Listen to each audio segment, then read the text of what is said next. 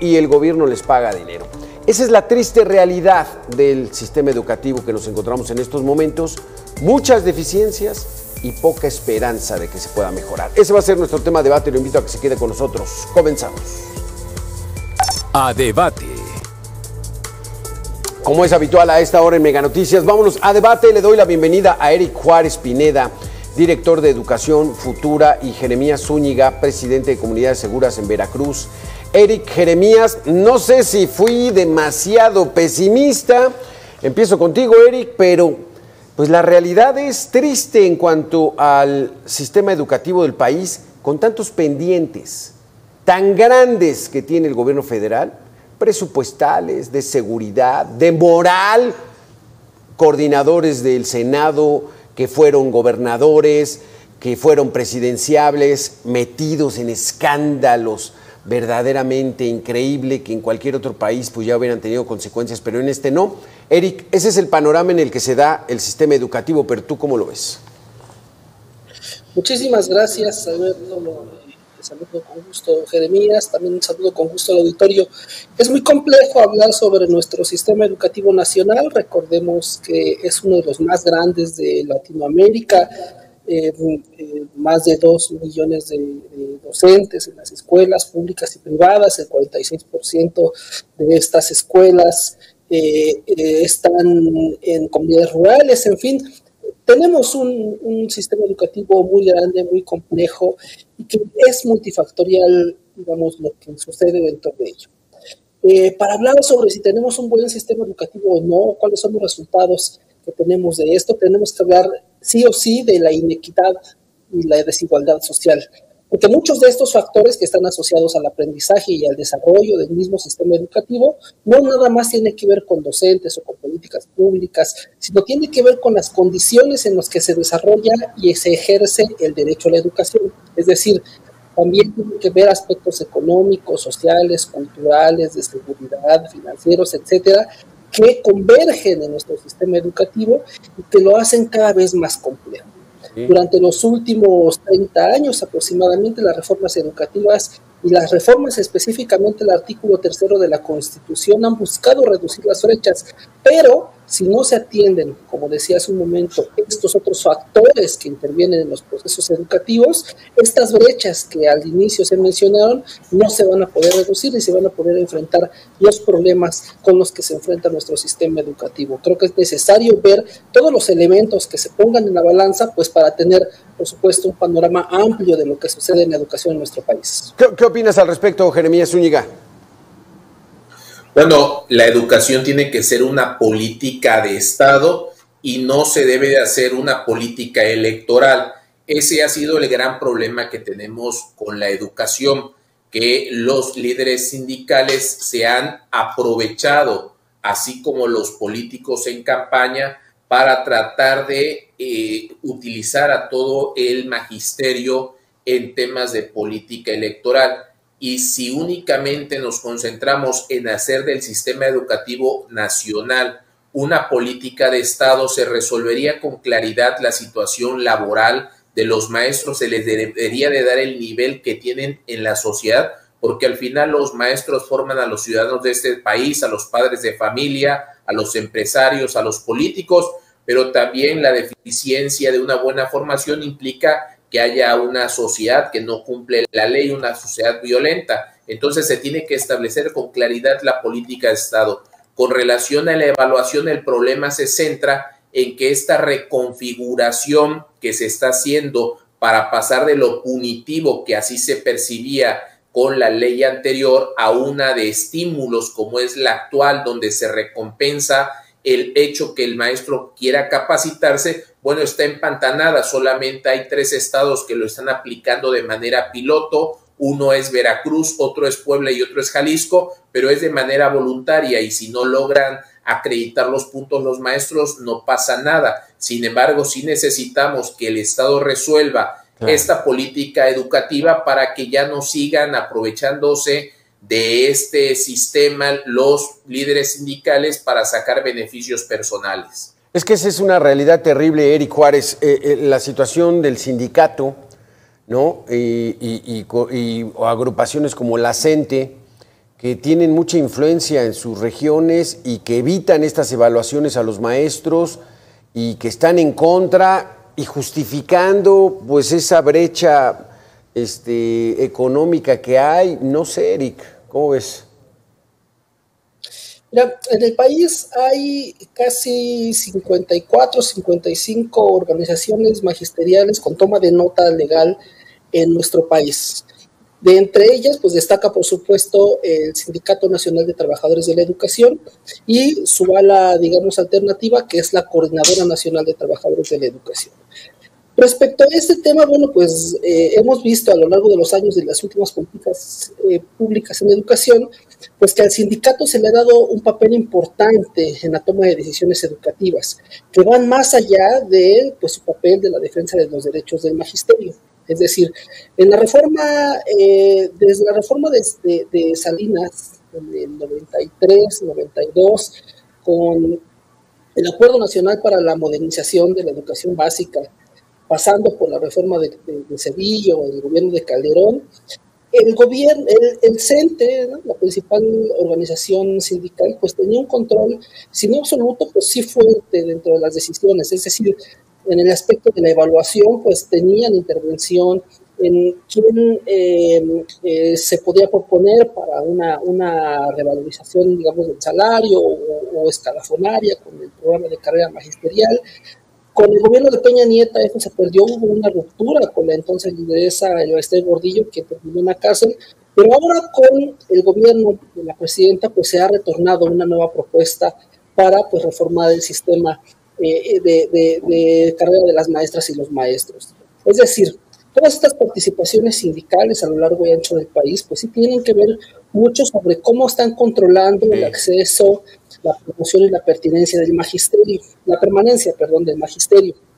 Y es algo que se tiene que seguir debatiendo, que se tiene que seguir discutiendo, porque pues tampoco pueden, digamos, suplantar las funciones del actual gobierno, de quien esté regulando este tema, y que deben de ser muy limitadas, y específicamente en los temas laborales, la participación del sindicato. Esto, por supuesto, que viene a complejizar todo el sistema educativo, y bueno, la certeza laboral de las maestras y los maestros pues se ve minada a la voluntad de los líderes del sindicato. Vamos a tratar de entender lo que dices, Eric.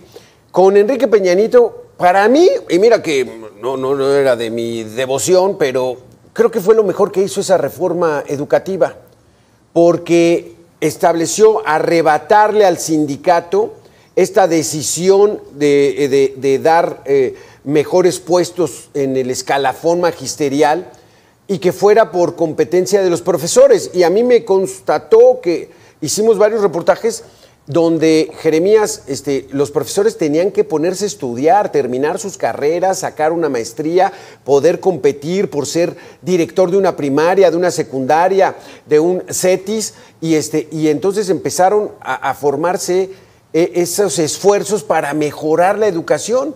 Llegó López Obrador y va para atrás, todo para atrás, no existe. Regresamos al viejo régimen. Así lo veo yo, Jeremías, ¿cómo lo ves?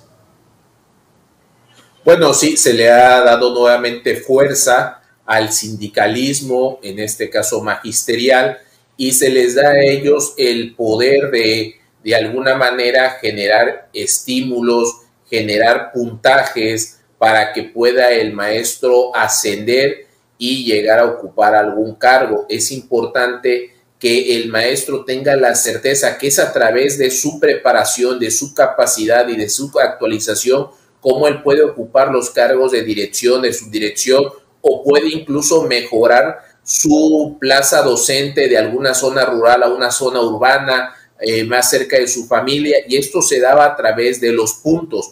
Eso era de alguna manera lo que buscaba en principio esa reforma, aunque en el eslogan se trató de castigar esa reforma porque le quitaba poder al sindicato, y entonces todos aquellos que recibían un beneficio del sindicato son los que movilizaban a los maestros. De esta manera, el sindicato conservaría, como actualmente lo tiene, el poder de gestionar las plazas, de dar licencias, de dar comisiones, y entonces lo que vemos son a los maestros comisionados y no en las aulas. Es importante que el maestro tenga la certeza jurídica de su plaza, que tenga la certeza de que la inversión en su preparación, en su actualización, es lo que lo va a llevar a obtener un mejor estatus económico en la plaza que desempeña, también las posiciones directivas, y estos beneficios son el mejor estímulo y el mejor reconocimiento social que le podemos dar a los docentes, el que su capacidad sea la que los lleve a ocupar los cargos y la permanencia, así como aquellos que están fuera del sistema y que aspiran a ocupar una plaza, que lo hagan por su capacidad. De esta manera vamos a competir por ser mejores para ocupar estas plazas y que sean los mejores quienes estén frente a los grupos. Es que exactamente, hay mucha discusión, se corre mucha tinta, Eric, en la relación a la situación de los maestros, cuando la esencia de la educación pues, son los alumnos. Entonces, en ese marasmo y en esa dinámica de a quién le damos el poder, quién lo ejerce, los estudiantes salen cada vez peor preparados, Eric. Mira, creo que este tema de los buenos maestros en los mejores, y yo tengo una frase, se requiere a los mejores maestros en los peores lugares, es decir, aquellos maestros que están mejor preparados, que tienen, digamos, las mayores habilidades de gestión, de didáctica, etcétera, se requieren en aquellos lugares donde las condiciones son las menos favorables, porque tenemos a los mejores maestros en escuelas privadas, en escuelas donde tienen todas las condiciones, donde no falta nada, pero ahí no es donde más se requiere el esfuerzo, sino donde más se necesita, en aquellas comunidades pues que no hay electricidad, que no hay los servicios básicos, que están alejadas de todo, etcétera. Pero esto de un buen maestro frente al aula no necesariamente, digamos, que es voluntad del sindicato o de las políticas educativas, pues tenemos que ir a la formación de los docentes. Son dos elementos muy importantes. Una buena formación de docentes, es decir, fortalecer a las escuelas formadoras de profesores, las escuelas normales, la Universidad Pedagógica Nacional, los centros de actualización del magisterio, aquellas universidades que tienen carreras de pedagogía, de formación, etcétera, fortalecerlas de verdad. Durante muchos años, hasta el gobierno de Peña Nieto, las escuelas normales estuvieron minimizadas, se veían como semilleros de guerrilleros y sobre todo aquellas escuelas normales rurales que preparaban a los maestros para irse a aquellas comunidades más alejadas. Y ese desprecio al normalismo sí tiene sus repercusiones en el sistema educativo nacional y es muy importante mencionarlo y decirlo, pero también requerimos políticas educativas robustas para que acobijen estos procesos de formación docente. Y después de la formación, un proceso de actualización, de capacitación y, por supuesto, de verdadera ¿Y cómo estamos ahorita, Eric? ¿Y cómo estamos ahorita? ¿Qué este gobierno, en la actualidad, hablando del aquí y ahora, hay esas políticas educativas robustas? ¿Las ves? Las hay, pero no hay condiciones para la implementación. El problema de las políticas públicas siempre está en la implementación, no en su diseño ni en la observación de los problemas, porque en la implementación es donde nos encontramos los baches o los obstáculos para de verdad tener resultados a partir de estas propuestas. Creo que también una política que se debería de verdad fortalecer y echar a andar es la de la revalorización del magisterio. Tenemos a profesores o a aquellos educadores que están en las escuelas del CONAFE, que son las más alejadas, las más necesitadas, con salarios de 4 o 5 mil pesos al mes. Incluso el salario promedio de un profesor frente al aula está entre 7 a 8 mil pesos al mes. Esto, digamos que de entrada, pues sí hay una desventaja frente a otras profesiones, claro, pues que no nos dan las condiciones. No, eso está terrible, o sea, eso está terrible, Jeremías, pero entonces yo no entiendo por qué no lo aplican si tienen todo el poder, tienen el gobierno, tienen al Congreso, ya tienen al Poder Judicial, ejerzanlo, que le metan importancia a la educación, Jeremías. ¿Cómo gana un profesor 8 mil pesos al mes, por Dios? Sí, el objetivo con la reforma es que ningún profesor gane menos de 16 mil pesos, aunque aún siendo esa cantidad, lo real es que necesitan estar por encima de los 20 mil pesos por el tema inflacionario y porque parte de su sueldo se va en el transporte, sobre todo en aquellos que están en zonas más alejadas, porque ese tipo de prestaciones no la tienen. Entonces, sí es importante fortalecer el tema salarial. Si una persona está económicamente estable, puede enfocarse en desempeñar mejor su trabajo, aunque no es un pretexto para que no cumplan con ello. En el papel tenemos políticas públicas que de alguna manera facilitan de manera voluntaria a los maestros que se quieran capacitarse a través del UCICAN. Sin embargo, como es voluntario, pues muchos no recurren, son los menos los que se actualizan, los que se capacitan, y sigue teniendo un peso el tema sindical. Sin embargo, sí necesitamos sobre todo también trabajar mucho en convencer a los maestros de actualizarse, porque al final, y bien lo decías Alberto, y lo decía Eric, en papel podemos tener la mejor política pública educativa, pero en la práctica son los maestros en el aula los que determinan si se aplica o no ese nuevo modelo de enseñanza, esas tecnologías de la información, ese nuevo conocimiento que requieren aprender los alumnos. Es el maestro frente al aula el que tiene ese poder de enseñar lo que necesita el niño, el adolescente aprender, y es donde hay que trabajar mucho. Por eso la importancia de dignificar esta labor docente para que el maestro recupere la importancia que tiene en la sociedad. Se nos acaba el tiempo. Sí quisiera hacerles una última pregunta, la misma a los dos. Mario Delgado, secretario de Educación Pública, ¿es la solución que estamos esperando en México? ¿Sí o no? ¿Por qué, Eric? 30 segundos. La solución es que se ataque de raíz la inequidad en el sistema educativo nacional. Pero Mario Delgado, el actual secretario de Educación, el actual secretario de Educación, ¿eso lo va a hacer? Ninguna persona que llegue a la titularidad de la SEP lo va a poder hacer si de verdad no ataca la raíz de la inequidad y la desigualdad. Llámese quien se llame, ni siquiera los grandes pensadores en educación lo pudieron hacer si no se ataca eso. Si se llama Mario Delgado, si se llama Delfina Gómez, si se llama Justo Sierra, si no se atacó la inequidad y la desigualdad, nuestro sistema educativo no va a poder avanzar. ¿Pero a qué te refieres con equidad y a igualdad?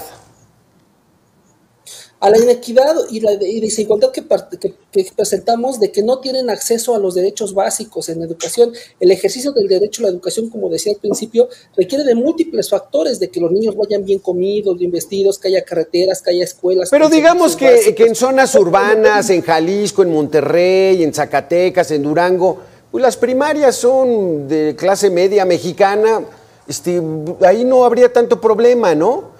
Jeremías, nos vamos contigo, Jeremías, 30 segundos.